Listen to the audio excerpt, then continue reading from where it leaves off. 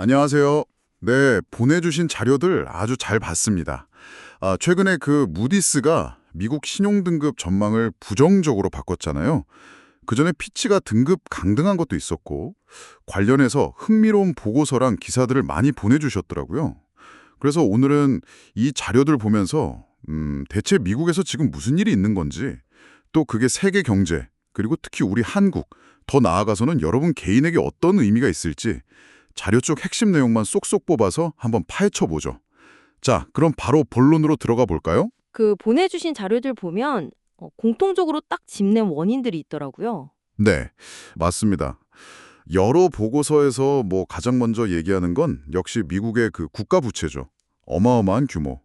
자료 중에 보면 현재 36조 달러 넘었다. 이런 구체적인 숫자까지 나오면서 GDP 대비 120%가 넘는다고. 이건 거의 전례 없는 수준이다. 이렇게 경고하더라고요.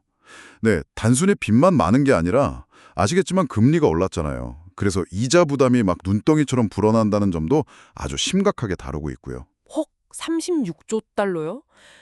와, 진짜 상상도 안 가는 숫자네요. 그리고 다른 자료 보니까 이 부채 문제를 좀 해결해 보려는 정치권의 노력, 그러니까 재정 건전성 확보하려는 거요. 이게 계속 잘 안 된다. 이런 얘기도 있었어요. 그게 또 결정적인 배경이라고. 네, 이런 복합적인 문제들이 결국 터진 거군요. 그럼 이게 이 미국발 충격이 세계 경제에는 지금 어떤 영향을 주고 있나요? 가장 즉각적인 반응은 역시 금융시장이죠. 아무래도 미국 국채가 세계에서 제일 안전하다, 이런 인식이 있었는데 여기에 살짝 금이 가니까 투자자들이 좀 조심스러워진 거죠. 네, 그래서 국채 금리가 오르고 시장 변동성도 좀 커지는 모습이고요. 보내주신 분석 자료 중 하나는 특히 외국인 투자자들 자금 흐름, 이걸 좀 잘 봐야 한다, 이렇게 지적했더라고요. 더 나아가서는 그 장기적으로 봤을 때 달러의 위상 있잖아요. 기축통화로서의 지위. 이게 좀 흔들릴 수도 있다. 이런 전망도 조심스럽게 나오고 있고요.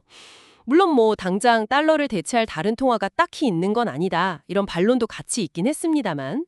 흥미롭네요. 단기적인 영향이랑 장기적인 신뢰도 문제, 이 사이에서 좀 시각 차이가 느껴지는 것 같기도 하고요. 자, 그럼 이제 시선을 우리 쪽으로 한번 돌려보죠. 이 상황이 한국 경제, 그리고 이걸 듣고 계신 여러분께는 좀 더 구체적으로 어떻게 다가올까요? 네. 한국은 미국 경제랑 워낙 가깝게 연결돼 있으니까요. 영향을 안 받을 수가 없죠. 보내주신 자료 중에 그 산업별 분석 보고서 보니까 만약에 미국 경제가 좀 위축된다 이러면 한국의 주력 수출 품목, 예를 들면 반도체나 자동차 같은 거요. 이런 수요가 줄 수 있다. 이렇게 분석하고 있더라고요. 네. 그리고 또 금융시장 불안해지면 원달러 환율 변동성이 커질 수 있죠. 이건 수출입 기업도 그렇지만 해외 투자하셨거나 아니면 유학 자금 보내셔야 하는 분들, 이런 분들께도 바로 영향이 갈 수 있는 부분이잖아요. 국내 증시에서 외국인 자금이 좀 빠져나간다거나 주가가 하락할 가능성, 이것도 있고요. 그리고 미국 금리가 오르면 결국 국내 금리 인상 압력으로 작용할 수 있다. 이 점도 여러 자료에서 공통적으로 얘기했었어요. 와, 정말 한두 군데가 아니네요. 여기저기 다 영향을 미칠 수 있군요. 듣다 보니까 그럼 우린 뭘 해야 하나 약간 불안해지기도 하는데요. 이럴 때 개인적으로는 어떤 준비를 하면 좋을까요?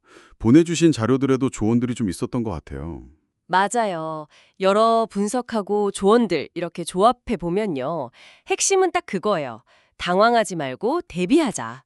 예를 들어서 예상 못한 상황에도 좀 버틸 수 있대 최소 한 3개월에서 6개월치 생활비 정도, 이 정도 비상자금을 미리 좀 확보해 두는 게 좋다고 추천하는 내용이 많았고요. 네. 그리고 또 한 곳에 모든 걸 투자하기보다는 주식, 채권, 부동산, 현금 이렇게 자산을 좀 나눠서 투자하는 거.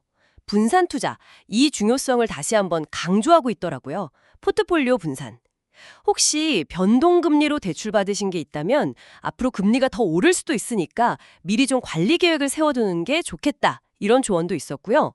마지막으로는 지금 이렇게 꾸준히 정보 찾아보시는 것처럼 계속 시장 상황을 좀 주시하는 게 중요하다. 이건 거의 모든 자료에서 공통적으로 하는 이야기입니다. 결국은 준비, 그리고 분산. 네, 이 두 가지 키워드로 요약할 수 있을 것 같습니다. 네. 오늘은 미국의 신용등급 이슈, 이걸 중심으로 해서 보내주신 다양한 자료들을 좀 깊이 있게 훑어봤습니다. 그 배경에 있는 거대한 부채 문제부터 시작해서요. 세계 경제랑 또 우리 한국에 미치는 영향, 그리고 개인적으로는 어떻게 대응하면 좋을지 그 전략까지 짚어봤는데요.